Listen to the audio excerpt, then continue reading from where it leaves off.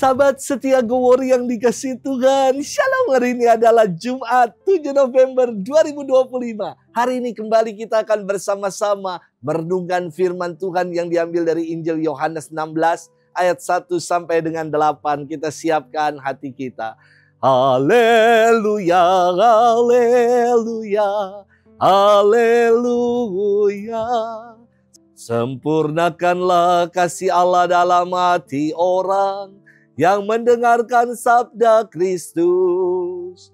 Haleluya, haleluya, haleluya. Tuhan bersamamu dan bersama rohmu. Inilah Injil suci menurut Lukas, dimuliakanlah Tuhan. Pada suatu ketika berkatalah Yesus kepada murid-muridnya, ada seorang kaya yang mempunyai seorang bendahara. Kepadanya disampaikan tuduhan bahwa bendahara itu menghamburkan miliknya. Maka si kaya itu memanggil bendaharanya dan berkata, "Apakah yang telah kudengar tentang dirimu? Berilah pertanggungjawaban atas urusanmu, sebab engkau tidak boleh bekerja sebagai bendahara lagi." Berkatalah bendahara itu di dalam hatinya, "Apakah yang harus kuperbuat? Tuanku memecat aku dari jabatanku. Mencangkul aku tidak dapat, mengemis aku malu. Aku tahu apa yang harus kuperbuat supaya apabila aku dipecat dari jabatanku sebagai bendahara, ada orang yang mau menampung aku di rumah mereka." Lalu ia memanggil satu demi satu orang yang berhutang kepada tuannya. Berkatalah ia kepada yang pertama, "Berapa besar utangmu pada tuanku?" Jawab orang itu, 100 tempayan minyak. Lalu kata bendahara itu, "Inilah surat utangmu. Duduklah dan buatlah surat utang lain sekarang juga 50 tempayan." Kemudian ia berkata kepada yang lain, "Dan saudara, berapa utangmu?" Jawab orang itu, 100 pikul gandum. Katanya kepada orang itu, "Inilah surat utangmu. Buatlah surat utang lain 80 pikul." Bendahara yang tidak jujur itu dipuji tuannya karena ia telah bertindak dengan cerdik. Sebab anak-anak dunia ini lebih cerdik terhadap sesamanya daripada anak-anak terang. Demikianlah sabda Tuhan. Terpujilah Kristus. Sahabat setia Gowori yang dikasihi Tuhan, Shalom.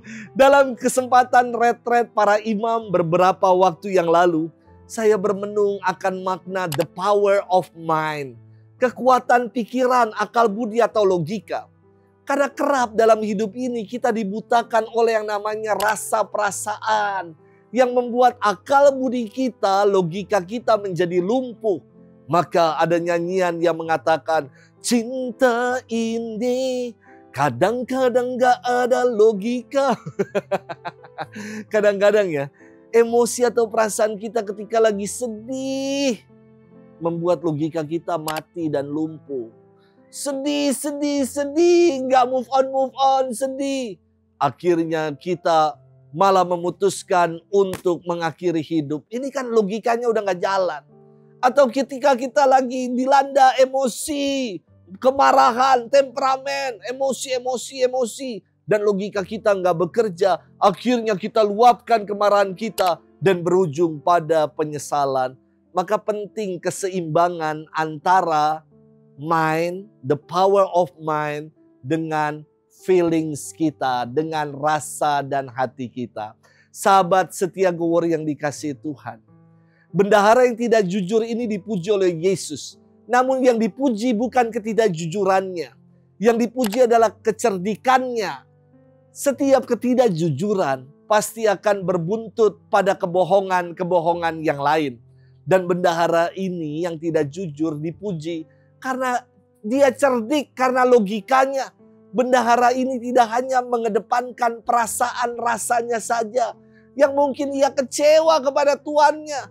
Mungkin ia bertanya, kenapa aku dipecat setelah sekian lama aku berbakti? Kenapa tuanku melakukan ini bagiku? Ia bisa jadi sedih dan menjadi murung dan tidak bisa move on. Namun justru bendahara ini tadi dikatakan di dalam hatinya ia bertanya. Ia menggunakan logikanya. Bagaimana dengan masa depanku nanti? Mencangkul aku tidak dapat dan mengemis aku malu. Maka dengan logikanya ia mencari jalan agar masa depannya tetap terjamin meski ia dipecat oleh tuannya. Inilah yang dipuji oleh Yesus, yakni berani berpikir ke depan untuk mempersiapkan masa depan yang baik. Dan masa depan kita sebagai para pengikut Yesus sudah jelas, yakni kerajaan Allah. Maka beranikah kita untuk memperjuangkan kerajaan Allah itu dengan menjalani hidup ini secara cerdik, mempergunakan mamon agar diri kita tidak dikuasai keduniawian, melainkan mempergunakan mamon itu sebagai sarana untuk menghantar kita sampai kepada kerajaan surga, yakni dengan menjadi berkat, dengan mau peduli, berbela rasa kepada saudari-saudara kita yang menderita. Sahabat setia Glory yang dikasihi Tuhan, jelas sekali lagi saya ingin katakan, Yesus tidak memuji ketidakjujuran. Karena setiap ketidakjujuran akan diikuti dengan kebohongan dan ketidakjujuran lainnya. Akibat dari ketidakjujuran bendahara, ia kehilangan pekerjaannya. Dalam perumpamaan ini yang dipuji dari bendahara yang tidak jujur itu adalah kecerdikannya. Mari kita menjadi pengikut-pengikut Kristus yang mau selalu menjunjung tinggi nilai-nilai kejujuran, integritas, juga cerdik, agar kita tidak hanyut dalam godaan, tidak hanyut dalam mamon, mempergunakan mamon hanya untuk diri kita sendiri saja. Selamat bermenung. Tuhan memberkati kita selalu, Bapa dan Putra dan Roh Kudus. Amin.